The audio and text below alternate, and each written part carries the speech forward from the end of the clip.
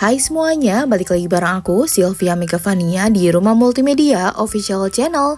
Nah, di video kali ini aku bakal membahas tentang gimana caranya mengaktifkan dan menonaktifkan mode daya rendah di iPhone. Nah, jadi mode daya rendah ini fungsinya biar baterai kita tahan lama pas mau habis ya teman-teman.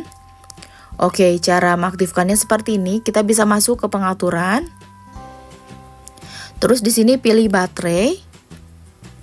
Nah, kita tinggal aktifkan aja di bagian mode daya rendah. Seperti ini. Ini aku udah masuk ke mode daya rendahnya. Jadi beberapa fitur dimatikan ya teman-teman.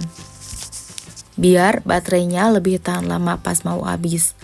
Nah, untuk menonaktifkannya tinggal nonaktifkan aja seperti ini. Oke, beres. Jadi gitu ya teman-teman, gimana caranya mengaktifkan dan menonaktifkan mode daya rendah di iPhone. Segitu dulu aja video tutorialku hari ini. Jangan lupa buat subscribe channel Rumah Multimedia Official. Bye!